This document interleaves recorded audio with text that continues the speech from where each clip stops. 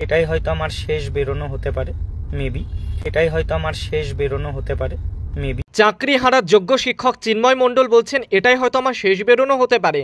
কেন বলছেন তিনি একথা? এটাই হয়তো আমার শেষ বেরোনো হতে পারে মেবি, কারণ আমি পার্সোনালি আমাকে তাহলে আজকেই শেষ বেরোনো এই কারণেই বললাম, কারণ আগামী দিন থেকে টানা ফোন সুইচ অফ করে সব কিছু বন্ধ করে ঘরের মধ্যে বন্দি হয়ে তবে আমাকে প্রিপারেশন নিতে হবে।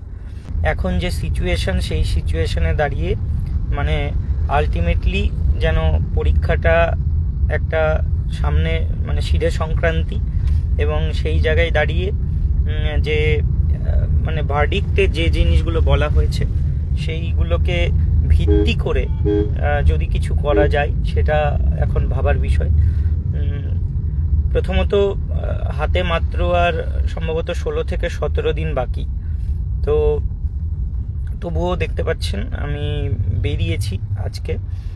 তবে এটাই হয়তো আমার শেষ বেরোনো হতে পারে মেবি, কারণ হাতে 15-16 দিন থাকা মানে যদি পরীক্ষা দিয়েই পেতে হয়, যেটা খুবই অস্বাভাবিক, কিন্তু তার জন্য একটা কনফিডেন্সও তো লাগে মানুষের মনে।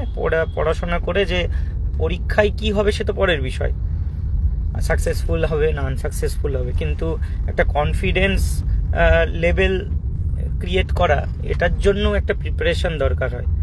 তো এখনো অবধি আমার সেই কনফিডেন্স নেই।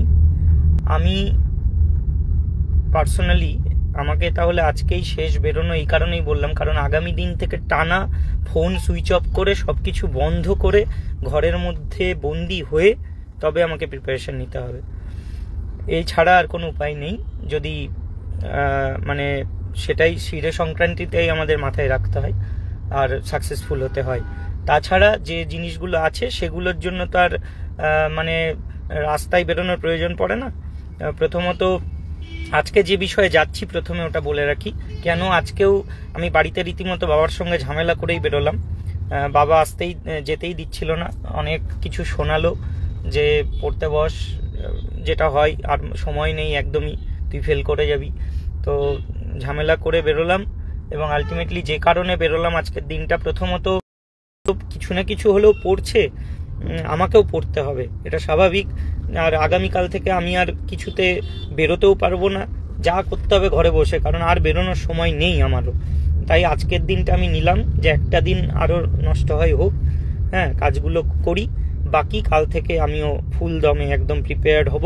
কারণ যদি শিরে সংক্রান্তিটাই একদম শেষ কথা হয়, হ্যাঁ, এবং তার জন্য বেনিফিট বা রিজার্ভেশন বা এক্সামটা ডিলে করা, সেইটার বিষয়ে কি করা যায়, MASLPটা আলাদাভাবে হচ্ছে, আর কিউরেটিভ তো হবেই। তো কিউরেটিভটা অনেক সময় সাপেক্ষ ব্যাপার, এই 15 দিনের মধ্যে তো আর কিউরেটিভ হয়ে যাবে না। তো সেটা হোক, MASLPতে কি বলে দেখি, যদি কিছু ভালো দিয়ে দিল তাহলে তো হলো।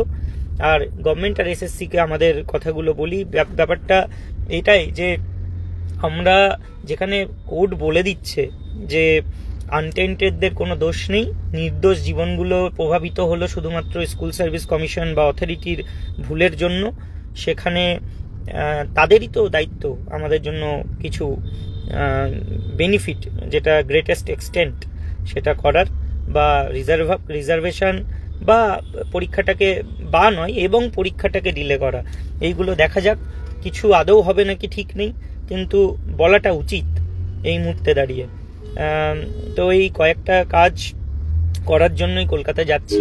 তোমরা যারা আশেপাশে আছো কলকাতার, তারা এসো, অবশ্যই এসো, ঠিক আছে?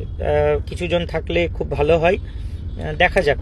আর এখন এই মুহূর্তে আর কিছু বলার অবস্থায় নেই। সেই জায়গায় মানে আমি খুবই বিধ্বস্ত, আমি এমনি খুব বিধ্বস্ত, হতাশ, এবং যতটা আজকের দিনটা আমি করতে পারি করি। তারপরে যদি কোনো পরীক্ষাটা যদি পিছিয়ে যায় তাহলে খুব ভালো হয়, এটা একমাত্র প্রথম চাওয়া যে পরীক্ষাটা ডিলে করে দিই, আর পুজোর পরে করুক অন্তত, তারপরে বাকিগুলো আবার মানে ডিলে করলে অন্তত চাওয়া যাবে, করা যাবে, সময় পাওয়া যাবে।